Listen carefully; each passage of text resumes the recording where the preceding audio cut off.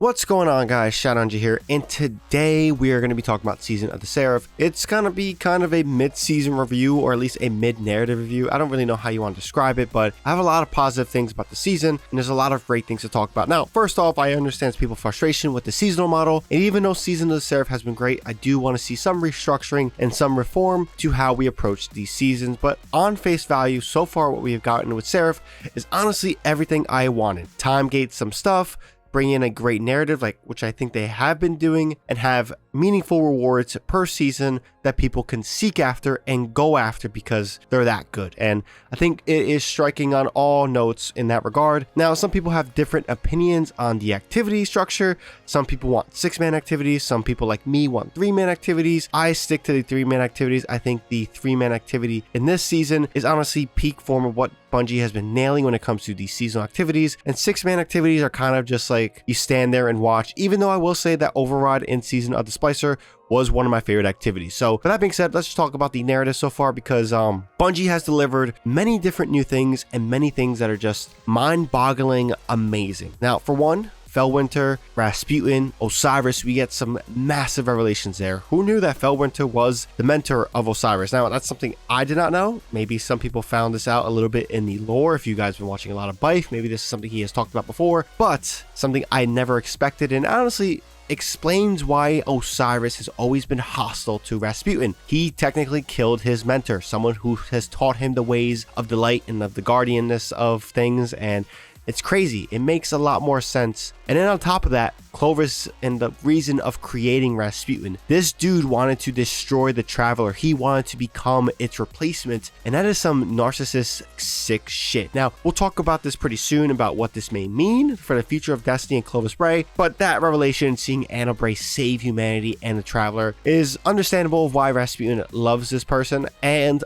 understandable why the Traveler chose Anna Bray to become a guardian, because she had tons of positive impact on the world and on the universe, hopefully. So that is all good stuff. Now, we see Clovis Bray get deleted in this past reset, and what does that mean for the future of this character? Now, in my opinion, I don't think he's joining up on the Witness. It may go against his ideology. Maybe he just wants to get back at humanity and he wants to be the salvation, kind of lines up with what the Witnesses says and what he wants to do, but I don't see a reality where he wants to team up with the Witness. In my opinion, what they did in this season is set up the future of the franchise itself, as Clovis Bray being a main antagonist. Maybe we are fighting Exos soon, not in next season or not in the next year expansion, or not even after Final Shape, but eventually the Exos and Clovis Bray will be the main antagonist for the universe and this franchise, so that makes all the sense in the world. Will it come to fruition? I don't know, but the Clovis Bray storyline and his revelation of being very bad and kind of doing some dark things and trying to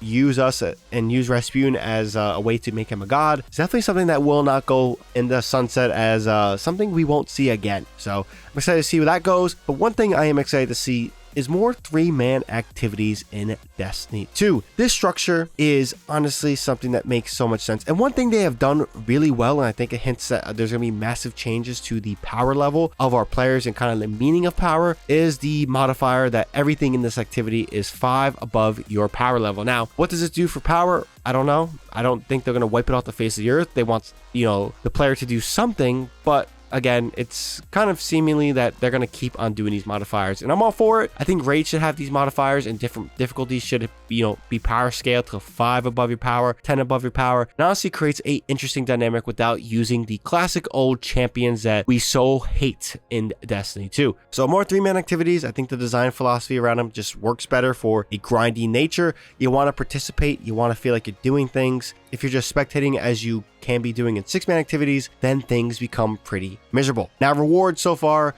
the weapons, the exotic weapon, even though I don't think the exotic pulse rifle is going to be anything great, but it's pretty damn fun to be building this out, to be going back in this weekly mission, which is an amazing weekly mission, and doing some stuff. Now, some of the legendary stuff in terms of weapons are also very amazing. Ikelos SMG is honestly a gun you guys should get. I made a video on it, annotation here on screen. It's something you need. It's a mini Thunderlord and it's solid. There's a lot of juicy rewards, and that's something I have wanted in Destiny 2 this year.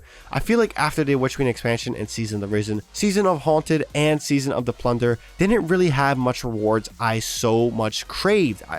some of the PvP stuff was in Haunted, but again, I have really jumped off the ship of PvP in the past few seasons. So again, PvP weapons aren't something I'm desiring so much. I really want to focus around PvE stuff. So Haunted wasn't great rewards for me. And Plunder, while I did like the whole theme and Mithrax is one of my favorite characters, the rewards again didn't really feel that great. So there's that. But collectively, I think reward structure in this season is something that's really good. Crafting has been a little bit more friendly in my opinion from what I've seen and experienced. Maybe you guys have other feelings and experiences, but altogether, I think Season of Seraph so far is easy to say the best season we have gotten this year. Again, I don't know if I would say it's the best season ever. There's other seasons that we have experienced like Splicer, Chosen, I know many say Opulence, that were just so much better in my opinion, but compared to what we have gotten, Season of the Seraph is an amazing step forward, and I'm excited to see how the narrative plays out and the rest of the season plays out. So with that being said, let me know your guys' thoughts on Season of the Seraph. Are you loving it? Is it a change of pace for you guys? Are you a fan of the time-gated stuff? I know we didn't get too into detail about it, but I do think time-gated stuff for season structures isn't a bad thing. Maybe just not for the last season, but that's a whole nother discussion. But again, leave your comment down below on how you're feeling. If you guys enjoyed this video, found this video informative, definitely drop this video a like. If you guys are new here and want more content from me, definitely hit that subscribe button and the bell to be notified when I drop more content. But till then, hope you guys have a good one. Shen Energy here,